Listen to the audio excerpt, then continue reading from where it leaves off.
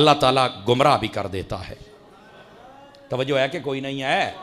اب یہ ایسی چیزیں بیان کر کے اللہ خود فرما رہا ہے، اور ادھر دیکھو ہر بندہ قرآن پڑھ کے ہدایت پا جائے یہ ضروری نہیں ہے۔ اے قرآن دے وچ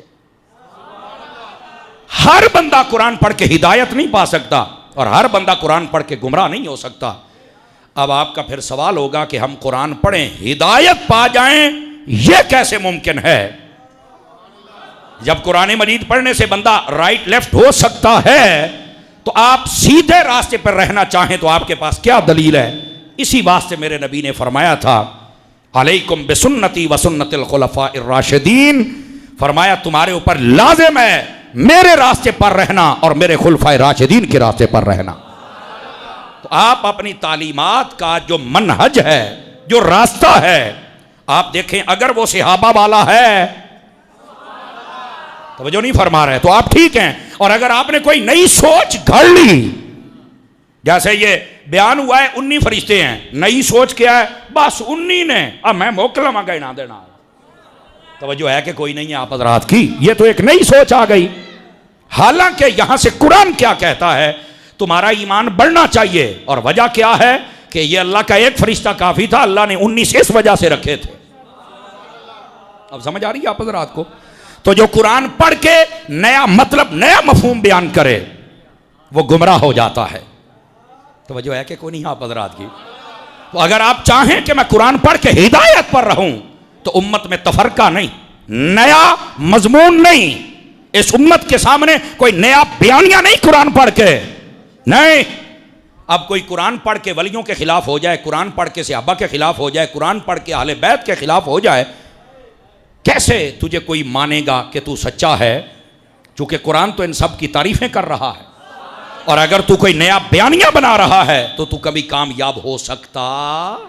یہ اصل بات ہے۔ قرآن پڑھ کے ہدایت کے راستے پر کون ہے؟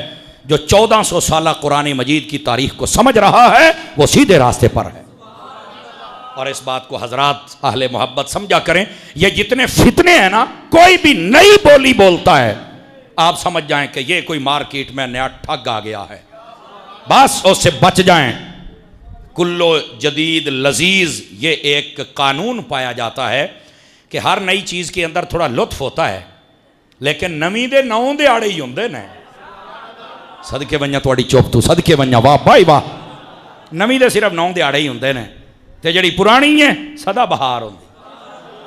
اسی واسطے پیر سید جماعت علی شاہ صاحب محدث علی پوری رحمت اللہ علیہ، آپ نے فرمایا تھا لوگو اپنا مکان نیا لے لینا، اپنا سوٹ نیا لے لینا، بدل لینا، گاڑی لے لینا، جو کچھ چاہو لے لینا، لیکن کبھی عقیدہ نہ بدلنا، عقیدہ پرانا رکھنا ہے، کیونکہ عقیدہ بدل سکتا ہی نہیں۔ اب سمجھ آ رہی ہے آپ حضرات کو؟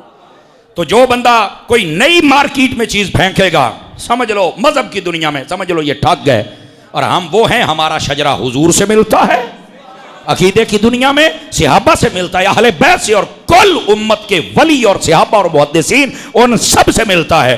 اللہ کی رحمت سے ہم نے کبھی بھی دین میں کوئی ریا راستہ نہیں نکالا، یہ سیدھی سڑک ہے جو سیدھی شفاعت نگر کی ہے۔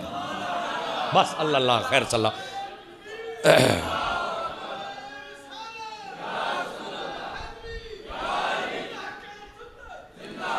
اور جو اس سے ہٹ جاتا ہے وہ بیچارہ پریشان رہتا ہے۔ آج کل کئی پریشان ہیں، میں کدے جاواں؟